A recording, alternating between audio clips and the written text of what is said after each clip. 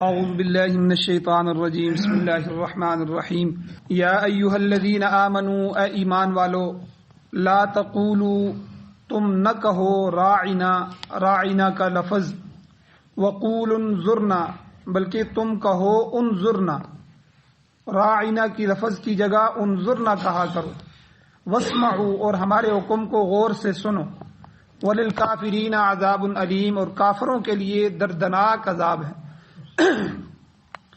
ما یود الذین کفروا نہیں پسند کرتے وہ لوگ جنہوں نے کفر کیا، من اہل الکتاب اہل کتاب میں سے، یہود و نصارہ میں سے، وللمشرکین اور نہ مشرک پسند کرتے ہیں، ان ینزل علیکم یہ کہ نازل کیا جائے تمہارے اوپر، من خیر کوئی بھی خیر، من ربکم تمہارے رب کی طرف سے۔ نہ یہودی اس کو پسند کرتے ہیں، نہ مشرکین پسند کرتے ہیں کہ خیریں تمہارے رب کی طرف سے تمہارے اوپر اتریں۔ واللہ یختص برحمتہ من یشاء اور اللہ تعالی خاص کرتے ہیں اپنی رحمت کو جس پر چاہتے ہیں۔ واللہ ذو الفضل العظیم اور اللہ جل شانہ بہت بڑے فضل والے ہیں۔ ما ننسخ من آیت نہیں ہم منسوخ کرتے کوئی آیت، او ننسیہا یا اس کو بھلا دیتے ہیں، نأتی بخیر منہا ہم اس سے زیادہ اچھی آیت لے کر آتے ہیں، او مثلہا یا اس کے مثل لے کر آتے ہیں۔ الم تعلم ان اللہ علی کل شیء قدیر کیا آپ نہیں جانتے کہ بے شک اللہ تعالی ہر چیز پر قادر ہے۔ الم تعلم کیا آپ اس بات کو نہیں جانتے، آپ کو علم نہیں ہے کہ ان اللہ کہ بے شک اللہ تعالی کے لہو ملک السماوات والارض اسی کے لیے آسمان اور زمین کی بادشاہت ہے۔ وما لکم من دون اللہ اور کون ہے نہیں ہے تمہارے لیے اللہ کے سوا، من ولی کوئی ولی، کوئی حمایتی، ولا نصیر اور نہ کوئی مددگار۔ سورہ بقرہ کی آیت نمبر 104، 105، 106 اور 107 چار آیتیں آج کے درس میں تلاوت ہوئی ہیں۔ آپ نے ان کا ترجمہ سنا۔ گزشتہ آیات میں بنی اسرائیل کی جو ہے وہ نافرمانیاں ذکر کی جا رہی ہیں، جو نافرمانیاں یہودیوں نے کی تھیں ان تمام نافرمانیوں کو تسلسل کے ساتھ اللہ جل شانہ پچھلی ساری آیات میں ذکر کر رہے ہیں، اور پچھلی جو آیات گزری ہیں ان میں ان کی جو ذہنی پستی تھی، ان کا انحطاط تھا، ان کی جو کمزوریاں تھیں اللہ نے ذکر کیا کہ انہوں نے اللہ تعالیٰ کی کتاب کو پس پشت ڈال دیا، کتاب پر عمل نہیں کرتے تھے، دین کی سربلندی کے کام کو انہوں نے چھوڑ دیا، جہاد سے انہوں نے منہ موڑا، اور اس کے بدلے میں کن چیزوں کے اندر مبتلا ہو گئے، سحر کے اندر، جادو کے اندر، ٹونے ٹوٹکے یا ان جیسے جو سفلی عمل ہیں ان کو انہوں نے اپنا جو ہے زندگی کا مطلب بنا لیا، انہی کو سب کچھ سمجھ لیا، ان برائیوں کے اندر مبتلا ہو گئے، ان کو سیکھنے لگے اور کرنے لگے۔ یہ ان کا انتہائی ذلت کا درجہ تھا، انتہائی نافرمانی کا درجہ کہ اپنی کتاب کو چھوڑا۔ اور یاد رکھیں آج ہم اگر مسلمانوں کو دیکھیں تو تقریباً مسلمان بھی اس مسئلے میں یہودیوں کے پیچھے چل رہے ہیں کہ اپنی کتاب کو چھوڑ دیا، حضور کی سنت کو، طریقوں کو چھوڑ دیا اور غیروں کے طریقوں پر چل رہے ہیں، اور ہر وہ ذلت کا کام ہم کر رہے ہیں کہ جو ہمیں نہیں کرنا چاہیے۔ تو یہی کام تھا پچھلی آیات میں اللہ نے ذکر کیا۔ ان آیات کا جو ہے ان آیات میں اللہ جل شانہ ان کی اخلاقی پستی کا کہ ان کے اخلاق کہاں پہنچ گئے تھے، ان کی اخلاقی پستی کا ذکر فرمایا کہ جس کے ذریعے وہ اللہ تعالیٰ کے انبیاء کو ذہنی تکلیف دیتے تھے، کہ یہودیوں نے اپنی اس ذلیل حرکت کا ارتکاب نہ صرف گزشتہ انبیاء کے ساتھ کیا بلکہ حضور خاتم النبیین صلی اللہ علیہ وسلم کے مبارک زمانے میں بھی وہ ان حرکتوں سے باز نہیں آئے۔ تو پچھلی آیتوں میں جو مدینہ کے یہودی تھے ان کے آباء و اجداد کا اللہ نے ذکر کیا کہ تمہارے آباء و اجداد نے یہ غلطیاں کی، یہ نافرمانیاں کی، اور تم ان پر راضی ہو، اس لیے تم بھی ان کے گناہ میں شریک ہو کہ اپنے آباء و اجداد پر فخر کرتے ہو۔ لیکن انہوں نے جو ہے تم نے خود ہمارے زمانے میں کیا غلطیاں کی ہیں کہ حضور علیہ السلام کو بھی ذہنی طور پر ایذا پہنچائی، مختلف طریقوں سے ان کو تکلیف پہنچائی۔ تو اللہ تعالیٰ نے یہودیوں کی اس حرکت کا تذکرہ کر کے اہل اسلام کو، ایمان والوں کو خبردار کیا کہ کبھی تم کوئی ایسی بات نہ کرنا جس سے معاذ اللہ نبی صلی اللہ علیہ وسلم کی توہین کا پہلو نکلتا ہو۔ تو اب یہاں ان آیات کا شان نزول کیا ہے؟ یہ جو آج کے درس میں آیتیں پڑھی گئی ہیں یہ ان کو یہ کیوں نازل ہوئی ہیں؟ بات یہ تھی کہ اشارہ ان آیتوں میں یہ ہے کہ یہودی جب حضور علیہ السلام کی مجلس میں آتے تو آپ کی توجہ کو مبذول کرانے کے لیے، توجہ کو اپنی طرف کروانے کے لیے راعنا کا لفظ استعمال کرتے تھے۔ راعنا کا مطلب ہے آپ ہماری رعایت کیجئے، ہماری ذرا تھوڑی سی متوجہ ہو جائیے، ہمیں تھوڑا سا ٹائم دیجئے۔ یہ راعنا کا معنی ٹھیک تھا، لیکن اسی کا ہم معنی انظرنا ہے۔ انظرنا، آپ ہماری طرف نظر کرم فرمائیے، آپ ہماری طرف متوجہ فرمائیے، تو ہماری رعایت فرمائیں۔ تو انظرنا کا معنی بھی یہی ہے، اور جو ہے راعنا کا معنی بھی یہی ہے، معنی دونوں کے ایک ہیں۔ لیکن یہودی اپنی گندی ذہنیت کے اظہار کے لیے انظرنا کا لفظ نہیں کہتے تھے، راعنا کا لفظ استعمال کرتے تھے، اور پھر اس لفظ کو کھینچ کر گھما کر استعمال کرتے ہیں، راعینا، اس طرح کہتے تھے راعینا، ٹھیک ہے، لمبا کر کے۔ اب حدیث شریف میں بھی آتا ہے، قرآن میں بھی، لیم بِأَلْسِنَتِهِمْ، اپنے زبان میں ہیر پھیر کر کے لفظ ادا کرتے تھے۔ اب اس کی وجہ سے دو غلطیاں ہوتی، دو گستاخیاں کرتے۔ ایک یہ کہ راعینا کا مطلب تو بنتا ہے کہ ہماری رعایت کریں، لیکن راعینا کا مطلب بنتا ہے ہمارا چرواہا، ہماری بکریاں چرانے والا۔ تو یہ نعوذ باللہ یہ لفظ استعمال کر کے کہتے راعینا تھے، لیکن راعینا کہہ کے تھوڑا سا لمبا کر دیتے تھے، محسوس نہیں ہوتا تھا۔ تو اس کا مطلب یہ تھا کہ اے ہمارے چروائے ہماری بات سن، یعنی نعوذ باللہ حضور کی گستاخی کرتے، اے ہمارے چروائے، اے ہماری بکریاں چرانے والے، ہماری طرف دیکھ۔ تو یہ گستاخی ہو جاتی لفظ سے۔ اور دوسرا، مفسرین نے لکھا ہے کہ یہودیوں کی جو اپنی زبان تھی، عبرانی زبان، اس زبان میں یہ لفظ گالی کے طور پر استعمال ہوتا تھا، راعینا کا لفظ۔ تو حضور کے سامنے جب آتے تو صحابہ کو اور حضور کو دھوکہ دینے کے لیے کہ یہ سمجھیں گے کہ یہ عربی کا لفظ استعمال ہو رہا ہے، راعینا، ہماری رعایت کریں، تو ہم تو عبرانی زبان میں اس کا مطلب ہوتا ہے احمق اور بے وقوف، یعنی نعوذ باللہ حضور کی گستاخی کرنے کے لیے عبرانی زبان میں یہ جب اپنی زبان میں لفظ استعمال کرتے تو کہتے اے بے وقوف، اے احمق، ہماری بات سن، نعوذ باللہ۔ تو اس سے ان لوگوں کی گندی ذہنیت کا آپ اندازہ لگائیں کہ ان کی ذلت کی جو انتہا تھی کس درجے کو پہنچی ہوئی تھی، اخلاقی پستی ان کی کتنی ہو چکی تھی، اخلاق کتنے کمزور ہو چکے تھے کہ پہلے انبیاء کو تو انہوں نے تکلیف دی، خود حضور کو بھی تکلیف دی۔ تو اس لیے مفتیان کے ہاں جب فتویٰ دیا جاتا ہے تو زبان کی بڑی اہمیت ہوتی ہے کہ اس لفظ کا اس زبان میں کیا معنی ہے۔ میں ایک دو مثالیں اپنی اور پنجابی زبان کی دیتا ہوں، بات سمجھ جائیں گے۔ یہ جو بڈھی ہے نا، بڈھی، یہ بڈھی ہماری زبان میں، اردو میں یا ہمارے ان علاقوں میں بوڑھی عورت کو کہتے ہیں، لیکن پنجاب میں بڈھی کسی کی بیوی کو کہتے ہیں، معنی بدل، ایک ہی بڈھی جا رہی ہے، یعنی ایک ہی بڈھی ہے، یعنی مطلب یہ کس کی عورت جا رہی ہے، کس کی بیوی ہے، تو وہ تو بڈھی لفظ استعمال کرتے ہیں بیوی کے لیے، لیکن یہی لفظ ہمارے اس طرف آ کے یہ لفظ بوڑھی عورت کے لیے استعمال، کہ گویا کہ کسی اگر نوجوان عورت کو آپ کہیں گے بڈھی تو وہ اس کو گالی سمجھے گی، لیکن وہاں اس کو گالی نہیں سمجھی جاتی۔ اس لیے ایک لفظ ایک زبان میں جو ہے اس کا معنی ایک ہوتا ہے۔ اب ایک اور لفظ جو پنجاب میں ہم پڑھتے رہے ہیں وہ استعمال ہوتا ہے، اکثر وہ استعمال کرتے ہیں، وہ ان کے ہاں برا نہیں ہے، لیکن ہمارے ہاں وہ سخت گالی ہے۔ جس طرح ہم کہتے ہیں جی کوٹ کے پھاڑ، یہ ہمارے ہاں گالی ہے، لیکن وہاں پنجاب میں کہتے ہیں بھائی یہ چیز پکڑو ذرا، کوٹ کے پھڑنا، کوٹ کے پھڑنا اس کو کہتے ہیں ذرا مضبوط پکڑنا۔ وہ عام طور پہ لفظ استعمال کرتے ہیں، ان کے ہاں وہ گالی نہیں ہے پنجاب میں۔ اس لیے گالی کے مسئلے میں اگر کوئی فتویٰ دیا جائے گا مفتی، تو مفتی اہل زبان کے اوپر زبان کو دیکھا جائے گا کہ اس معاشرے میں ان لوگوں میں جب یہ بات چلی ہے تو ان میں اس کا مطلب کیا ہے۔ تو یہاں بھی راعینا کا جو لفظ تھا، لفظ کے اندر تو کوئی خرابی نہیں تھی، لفظ انظرنا اور راعینا دونوں لفظ کا معنی ایک ہی تھا۔ راعینا کا ہماری رعایت کیجئے، ہماری طرف متوجہ ہو جائیے، ہماری تھوڑی دیر کے لیے بات سنیے۔ انظرنا ہماری طرف نظر پھیریے، نظر کرم فرمائیے، تھوڑا سا متوجہ ہو جائے۔ لیکن یہودی جس نیت سے کہتے تھے اور زبان کو لیم بِأَلْسِنَتِهِمْ، زبان کو گھما کر جس حساب سے کہتے تھے، اس کا معنی بالکل بدل جاتا۔ تو اس لیے اللہ تعالیٰ نے یہاں ایمان والوں کو خبردار کیا، یا ایھا الذین آمنوا، اے ایمان والو، لا تقولوا راعینا، تم راعینا کا لفظ نہیں کہنا۔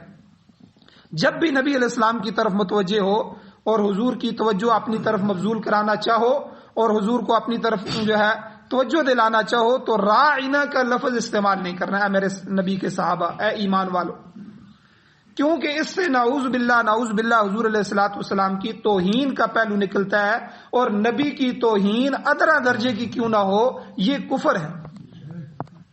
تو اس لیے یہودی اور منافقین حضور علیہ الصلوۃ والسلام کی توہین کی ہمت سر عام نہیں کر سکتے تھے، اس لیے ایسے الفاظ استعمال کرتے تھے جس سے توہین کا پہلو نکلتا تھا۔ یہ راستہ بھی کفر کا راستہ ہے۔ تو جس طرح آج کے جو لبرل لوگ ہیں، آج کے جو آزاد خیال لوگ ہیں ہمارے حکمرانوں میں سے، وہ اسلام کو گالی دینا چاہتے ہیں، قرآن کو گالی دینا چاہتے ہیں، لیکن ان کی ہمت نہیں ہوتی، ان کو پتہ ہے کہ یہ لوگ ہماری زبان کھینچ کے نکال دیں گے، اس لیے وہ علماء کو گالی دیتے ہیں۔ تو علماء کو دیتے ہیں یہ مولوی، یہ فلاں، یہ فلاں، در حقیقت وہ علم کو گالی دے رہے ہوتے ہیں، وہ قرآن کو گالی دے رہے ہوتے ہیں، اندر کی بڑاس نکالنا چاہتے ہیں۔ یہ منافقین بھی اس زمانے کے اسی طرح جو حضور کے زمانے کے تھے، حضور کا زمانے کا منافق بھی حضور کو پسند نہیں کرتا تھا، لیکن جرت نہیں تھی، ہمت نہیں تھی یہودیوں کی بھی کہ وہ کھلے عام حضور کی مخالفت اس طرح کی جو ہے وہ حرکتیں کرتے تھے۔ اس لیے سورہ مجادلہ کے اندر بھی آگے ایک اور کبھی حرکت جو یہودیوں کی تھی وہ بھی آگے آئے گی سورہ مجادلہ کے اندر 28ویں سپارے کے اندر۔ یہ بدبخت یہودی جب حضور کی مجلس میں آتے، سلام کرتے تو کہتے تھے السلام علیکم، السلام علیکم، السلام علیکم کہتے تھے۔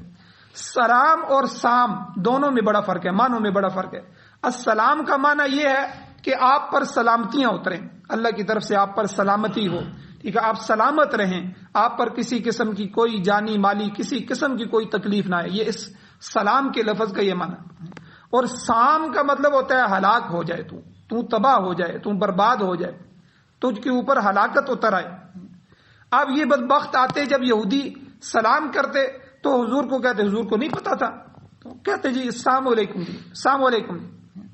تو اب جو ہے حضور علیہ الصلوۃ والسلام کو اللہ نے خبر دے، اور یہ اس لیے جو ہے حدیث میں آتا ہے حضور علیہ السلام نے فرمایا جب یہودی سلام کریں تو ان کے جواب میں تم وعلیکم السلام نہ کہا کرو بلکہ وعلیکم کہہ دیا کرو۔ اس لیے مفتیان نے یہ فتویٰ دیا ہے کوئی بھی کافر کے لیے سلام ہے ہی نہیں، یہ تو ایمان والوں کے لیے، ٹھیک ہے، کافر کے لیے یہ جملہ نہیں بولنا۔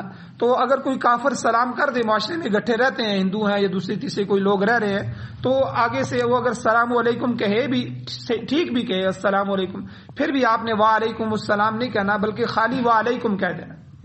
تو حضور نے یہاں صحابہ کو کہا کہ یہودیوں کو بھی تم یہی کہو وعلیکم، یعنی تم نے جو کچھ کہا ہے وہ تمہارے اوپر اترے، اگر تم نے ہلاکت کا کہا ہے تو یہ تمہیں نصیب ہو۔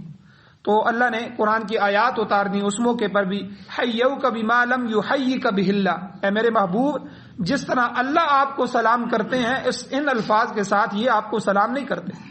حیوک آپ کے ساتھ تحیہ سلام کرتے ہیں، بما ان الفاظ کے ساتھ لم یحیک بہ اللہ، جن الفاظ کے ساتھ اللہ نے آپ کو سلام نہیں کیا۔ تو اس لیے یہ دعا کی جگہ بد دعا دیتے تھے کہ ایک لفظ سے، ایک ادنا سی زبان پھیرنے سے دعا بد دعا بن گئی، السلام کی جگہ السام کہنے سے وہ ہلاکت ہو گئی۔ تو یہاں بھی اس کے شان نزول ان آیات کا بھی یہی ہے کہ یہودی جو آ کر کہتے تھے کہ راعنا راعنا راعینا، اور اس سے مراد عربی کا لفظ راعنا نہیں کہتے تھے بلکہ عبرانی زبان کا لفظ، اپنی زبان کا لفظ، ہمارے چروائے، اے بے وقوف، اے احمق، تو یعنی یہ لفظ مراد لیتے تھے۔ تو اس لفظ سے ہی جو ہے صحابہ کو روک دیا گیا۔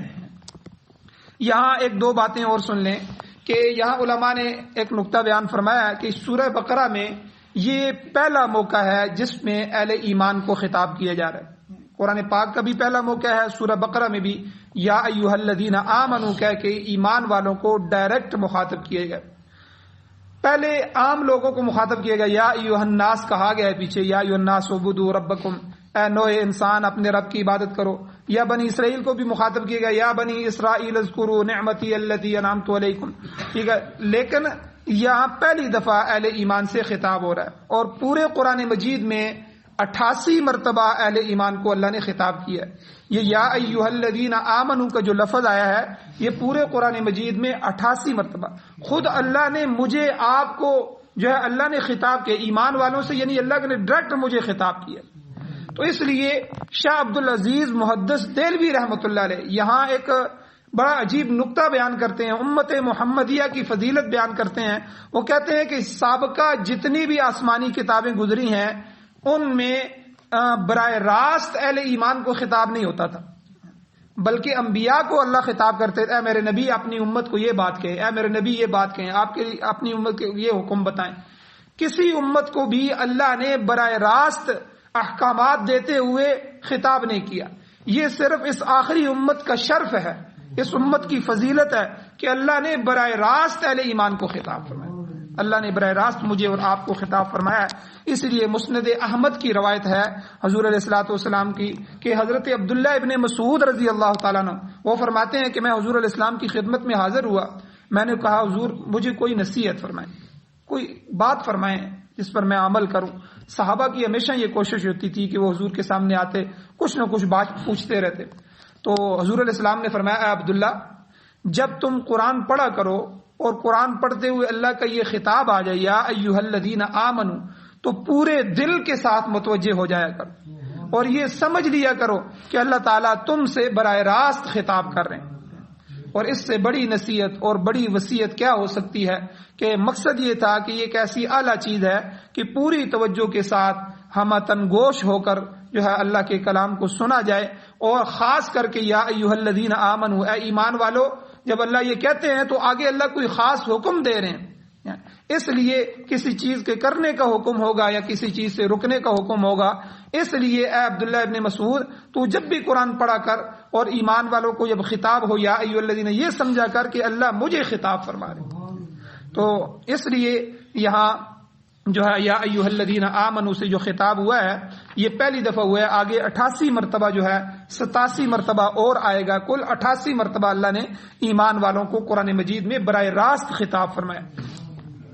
اور حضور علیہ الصلوۃ والسلام کا ارشاد ہے ان آیات کے اندر کہ اہل ایمان کو حکم دیا گیا کہ حضور کو ظاہر بات ہے جب آئیں گے حضور کسی دوسری طرف متوجہ ہوں گے، آپ نے حضور کو اپنی طرف توجہ کروانی ہے تو آپ نے رائنا کا لفظ نہیں استعمال کرنا. اللہ نے لفظ بھی بتا دیا، قول انظرنا، تم نے انظرنا کہنا ہے کہ انظرنا کا دوسرا کوئی معنی نہیں. اس لیے فرمایا کہ ایسا لفظ استعمال کرو جس کا صاف اور شفاف معنی ہو. اور یہاں اللہ نے آگے فرمایا واسمعوا، میرے اس حکم کو خاص کر کے غور کر کے سنو. حالانکہ واسمعوا کا لفظ کہنے کی بھی ضرورت نہیں تھی، لیکن جو میں بات تمہیں کہہ رہا ہوں اس کو ذرا کان لگا کے سننا، ذرا غور سے سننا. اب یہاں حضور علیہ السلام نے ارشاد فرمایا، حدیث میں آتا ہے کہ عام گفتگو میں بھی بندہ مشتبہ الفاظ استعمال نہ کرے. اس کی میں 2-3 مثالیں دیتا ہوں کہ حضور نے ان الفاظ سے روکا.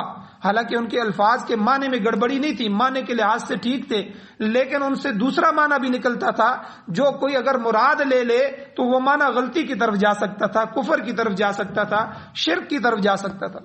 مثلا حضور علیہ السلام کے زمانے میں غلام تھے، لونڈیاں تھیں، تو حضور نے فرمایا کہ اپنے غلام کو فتات کہو، غلام کہو، عبد نہ کہا کرو. اپنی لونڈی کو امتی نہ کہو، امتی، عبدی نہ کہو.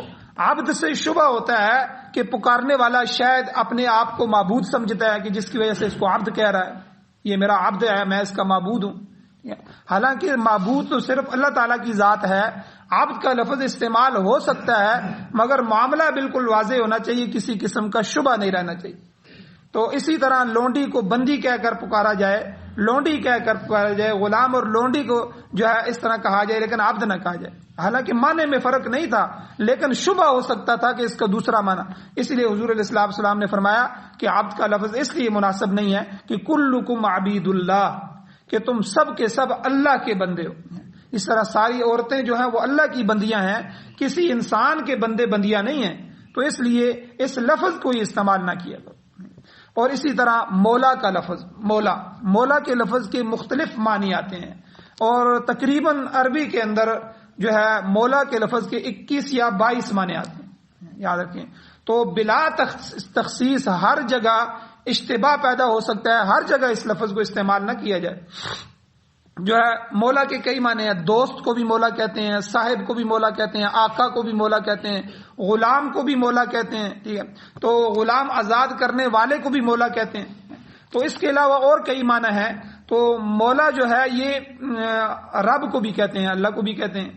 اس لیے علی مولا جب کہتے ہیں علی مولا تو جب شیعہ کہیں گے اور رافضی کہیں گے تو وہ اس سے مراد یہی لیتے، کیونکہ ان کا عقیدہ ہے کہ حضرت علی رضی اللہ تعالیٰ عنہ تمام انبیاء سے افضل ہے. یاد رکھیں یہ ان کا بڑا گستاخانہ اور کفرانہ عقیدہ ہے کہ سارے نبیوں سے، اب تو ان کی ویڈیو بھی موجود ہیں، نیٹ پہ موجود ہیں، کہ انہوں نے برملا کہا ہے کہ سارے انبیاء سے افضل ہے، ہم علی کو افضل مانتے ہیں. اس لیے وہ علی کو خدا کے درجے میں بھی لے کے جاتے ہیں. علی مولا کا معنی وہی. اس لیے ہم کہتے ہیں کہ جب امام حسن امام حسین ہم کہتے ہیں، ہم اس لیے کہتے ہیں کہ وہ ہمارے پیشوا ہیں، ہمارے بڑے ہیں. امام کا معنی پیشوا، بڑا، مقتدا، ہمارے سروں کے تاج ہیں. لیکن وہ امامت کا عقیدے کی وجہ سے امام کہتے ہیں. شیعہ جب کہے گا ہمیشہ وہ امام، اس لیے ان کے ساتھ امام نہ کہو. جب کیا نہ ہو تو حضرت حسن رضی اللہ تعالیٰ عنہ، حضرت حسین رضی اللہ تعالیٰ عنہ، ٹھیک ہے، اس طرح کہا جائے. کیونکہ یہ لفظ اس کا معنی میں تو کوئی فرق نہیں ہے. امام کا دوسرا معنی پیشوا اور مقتدا بھی ہے، لیکن جس معاشرے میں ہم رہ رہے ہیں اس میں ایک طبقہ اس کا معنی امامت کا عقیدہ ان کے ہاں کیا ہے کہ امام نبیوں کی طرح معصوم ہوتا ہے. وہ کہتے ہیں ہمارے جو 12 امام ہیں، حالانکہ ہمارا عقیدہ ہے کہ انبیاء کے علاوہ کوئی معصوم نہیں ہے، صحابہ بھی معصوم نہیں ہے، محفوظ ضرور ہے کہ اللہ نے ان کو ہر گناہ سے محفوظ فرمایا. تو لیکن یہ بدبخت کہتے ہیں کہ جو ہمارے 12 امام ہیں تو وہ 12 کے 12 امام نبیوں کی طرح معصوم ہیں اور مفترض الطاعہ ہیں، کہ ان کی طاعت فرض ہے جس طرح نبیوں کی فرض ہے. تو یعنی یہ کفریہ عقیدے بنتے ہیں. اس لیے 2 لفظ ایسے کہ جن کے 2 معنی نکلتے ہوں اور ان کے معنوں کی وجہ سے آپ کہتے ہیں 5 تن پاک. اب ہم 5 تن پاک کا مطلب ہم جو لیتے ہیں وہ کیا لیتے ہیں؟ ہمارے ہاں 5 تن پاک کا مطلب یہ ہوتا ہے کہ حضرت حضور علیہ الصلوۃ والسلام، حضرت علی، حضرت فاطمہ، حضرت حسن، حضرت حسین، یہ 5 کے 5 تن جو ہیں یہ پاک ہیں. ہم تو یہ معنی لیتے ہیں اور اس میں کوئی حرج بھی نہیں ہے. اور ان کے ساتھ ساتھ سارے صحابہ پاک ہیں، ٹھیک ہے، سارے تن پاک ہیں. لیکن شیعہ اور رافضی جب یہ کہے گا 5 تن پاک، اس کے پیچھے اس کا ایک عقیدہ ہوگا کہ صحابہ میں سے نعوذ باللہ حضور کے جانے کے بعد سارے مرتد ہو گئے تھے، یہ 5 تن ہی صرف پاک رہے تھے. دیکھیں کتنا فرق آ گیا، عقیدے میں کتنا فرق آ گیا. تو اس لیے لفظوں میں فرق ہوتا ہے کہ پیچھے عقیدہ ہوتا ہے، ہر لفظ کے پیچھے ایک عقیدہ ہوتا ہے. تو اس لیے یہاں حضور نے منع فرمایا صحابہ کو کہ اپنے غلام کو، اپنی لونڈی کو اس کے بعد تم نے عبد نہیں کہنا. معنی کے لحاظ سے ٹھیک ہے، لیکن اس کا دوسرا معنی عابد اور معبود کا بنتا ہے، عبد بندے اور معبود کا بنتا ہے، اللہ اور اللہ کی مخلوق کا بنتا ہے. کوئی یہ معنی بھی لے سکتا ہے. اسی طرح دوسرا مولا کا معنی، ٹھیک ہے، مولا کا معنی مولا ضرور کہا جائے لیکن اس کی تخصیص بھی کی جائے، تخصیص کے بغیر نہ کہا جائے. اور اسی طرح ایک جگہ مسلم شریف میں آتا ہے کہ حضور علیہ الصلوۃ والسلام نے فرمایا لا تقولوا للعنب الکرم، کہ انگور کے لیے کرم کا لفظ استعمال نہ کرو. کرم اس کو عنب کہو، عنب عربی میں انگور کو کہتے ہیں، حبلا انگور کو کہتے ہیں، ٹھیک ہے. اس طرح کے اور کئی معنی انگور کے آئے ہیں، وہ عربی میں استعمال کیا کرو. حضور نے کرم کے لفظ ہے، حالانکہ کرم کا معنی انگور کو عربی میں، عربی لغت میں، عربی زبان میں کرم بھی کہتے ہیں، لیکن حضور نے اس سے منع فرمایا کہ کرم تو مومن کا دل ہوتا ہے. حضور نے فرمایا کہ جس میں ایمان پایا جاتا ہے، جس میں اخلاق حسنہ ہوتے ہیں، تو ایسی چیز کو انگور کے معنوں میں استعمال کرنا درست نہیں ہے. انگور سے چونکہ عام طور پر شراب تیار کی جاتی ہے، جب لوگ شراب کی تعریف کرتے ہیں تو اس میں جب کرم کا نام آتا ہے تو اس کا مطلب یہ ہوتا ہے کہ شراب کرم یعنی بخشش اور فیاض سے کشید کی ہوئی شراب. تو گویا اس لفظ سے بالواسطہ جو ہے، ڈائریکٹ تو نہیں لیکن بالواسطہ شراب کی تعریف ہوتی ہے. لہذا انگور کے لیے کرم کا لفظ حضور علیہ الصلوۃ والسلام نے استعمال کرنے سے منع فرما دیا. اور اسی طرح ہمارے بعض حضرات نے فرمایا کہ لیڈر کا لفظ، لیڈ انگلش کا یہ لفظ ہے، لیڈر اردو کا لفظ نہیں ہے.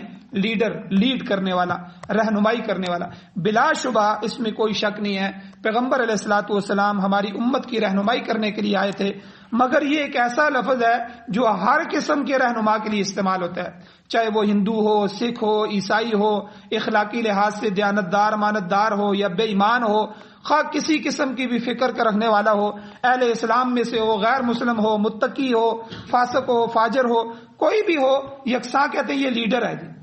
ہر ایک کے لیے استعمال ہوتا ہے. تو ایسا لفظ کہ جو ہر ایک کے لیے استعمال ہو وہ حضور کے لیے استعمال کرنا مناسب نہیں ہے. اگر کوئی کر دے تو اس کو روکنا نہیں ہے، لیکن سمجھا دینا ہے کہ بھائی جس لفظ کے 2 معنی نکلتے ہوں، معنی ٹھیک ہوں، لیکن دوسرا معنی بھی اس کے لیے حضور کو لیڈر نہ کہا جائے. تو حضور علیہ الصلوۃ والسلام کی شان ان سب گستاخوں سے الگ الگ ہے. حضور تو سب سے بڑے ہیں. حضور کے لیے کوئی ایسا لفظ استعمال کیا جائے, ٹھیک ہے. اب میسنجر بھی ہے, یہ جو ہے یہ انگلش کا لفظ ہے میسنجر. میسج کہتے ہیں پیغام پہنچانے والے, یہ کہہ سکتے ہیں آپ, ٹھیک ہے. پروفٹ کہہ سکتے ہیں, انگلش کا لفظ ہے. تو کسی زبان میں سے آپ حضور کے لیے کوئی لفظ استعمال کرنا چاہتے ہیں, ایسا لفظ استعمال کریں جو حضور کے شایان شان ہو. کوئی ایسا لفظ اس زبان کا بھی نہ استعمال, اردو میں ہو, انگلش میں ہو, دنیا کی کوئی زبان ہو کہ جس میں حضور کی شان کم نہ ہوتی ہو یا شان کی گستاخی نہ ہوتی. تو اس لیے الغرض یہ یاد رکھیں کہ یہاں اللہ نے فرما دیا کہ اے میرے نبی کے صحابہ, اے ایمان والو, تم نے آج کے بعد جو ہے قولو راعنا, تم نے راعنا کا لفظ استعمال نہیں کرنا. وقول انظرنا, تم نے جو ہے انظرنا کا لفظ کہنا ہے. تو یہاں سے گویا کہ ہمارے لیے, آپ کے لیے بتا دیا گیا کہ جب بھی ان ہستیوں کے لیے اور صحابہ کے لیے اور اس کے بعد اولیاء اللہ کے لیے کوئی بھی ہستی جس درجے میں ہے, ان کے لیے جو لفظ بھی استعمال کیا جائے, ڈھونڈ کے لفظ کو استعمال کرو. ایسا لفظ نہ استعمال کرو کہ جس کی وجہ سے جو ہے شرک کا, کفر کا یا ان کی توہین کا پہلو نکلتا ہو, تو آپ کی شان کی کوئی خلاف ورزی نہ ہو جائے. اگر کوئی ایسا کرتا ہے تو اللہ نے کیا فرمایا, واسمعوا, میری ان احکامات کو, اس حکم کو غور سے سننا. اگر کرو گے تو وللکافرین عذاب علیم, کافر ہو جاؤ گے, اور عذاب علیم, دردناک عذاب ایسے کافروں کے لیے اللہ نے تیار کر کے رکھا ہوا ہے. اور آگے اسی درس کے دوسرے تیسرے حصے میں کچھ مزید احکامات بھی آئیں گے. اللہ جل شانہ سے دعا ہے اللہ عمل کی توفیق عطا فرمائے. آمین. الحمدللہ رب العالمین والعاقبۃ للمتقین والصلاة والسلام علی رسولہ النبی الأمی الکریم. اللهم ربنا آتنا فی الدنیا حسنۃ وفی الآخرۃ حسنۃ وقنا عذاب النار. یا اللہ ہماری کمیوں کو تائیوں کو معاف فرمائیے. یا اللہ درگزر فرمائیے. یا اللہ قرآن مجید سے محبت نصیب فرمائیے. قرآن و سنت کے ساتھ ہمیں شغف نصیب فرمائیے, شوق نصیب فرمائیے. قرآن کو سننے, سمجھنے, اس کو اپنی زندگیوں میں لانے, عمل کرنے, یا اللہ اس کو نافذ کرنے, اس کی اشاعت کرنے اور اس کو پھیلانے, یا اللہ اور اس کی حفاظت کرنے کی ہمیں توفیق نصیب فرما. یا اللہ ہماری اولادوں نسلوں کو اس کے لیے قبول فرما. یا اللہ ہمارے بچوں کو, اولادوں کو, قیامت تک آنے والی ہماری نسلوں میں قرآن کے حافظ, قاری, عالم, مفتی, مجاہد, غازی, شہید اور دین کے داعی پیدا فرما. یا اللہ دین کے تمام شعبے ہماری اولادوں سے آباد فرما. یا اللہ دین کو لیے دیر اور دور کے لیے قبول فرما. یا اللہ قرآن و سنت کا غلبہ نصیب فرما. قرآن و سنت کو بطور آئین, بطور نظام, بطور دستور ہمارے ملک میں بلکہ پوری دنیا میں ہمیں نصیب فرما. یا اللہ قرآن کے امن, قرآن کا اطمینان, قرآن کی تسلیاں, یا اللہ قرآن کی وجہ سے برکات ہمارے معاشرے میں یا اللہ حصہ فرما, ہمارے معاشرے کو نصیب فرما. یا اللہ جب تک زندگی ہو عزت والی, وقار والی, خیر والی, ایمان والی, برکت والی, اپنی فرما برداری والی زندگی نصیب فرما. اور جب بھی موت آئے تو سعادت والی, شہادت والی موت نصیب فرما. یا اللہ خاتمہ ایمان پر فرما. یا اللہ باران رحمت نازل فرمائیے. یا اللہ باران رحمت نازل فرمائیے. یا اللہ یہود کی ان بیماریوں سے جو آپ نے قرآن مجید میں ہماری اصلاح کے لیے ذکر کی ہیں, یا اللہ ان بدبختیوں سے, ان نافرمانیوں سے ہماری اولادوں کو, ہمیں, ہماری نسلوں کو, تمام امت مسلمہ کو محفوظ فرما. صلی اللہ تعالی علی خیر خلقہ محمد وآلہ وصحابہ اجمعین برحمتک یا ارحم الراحمین.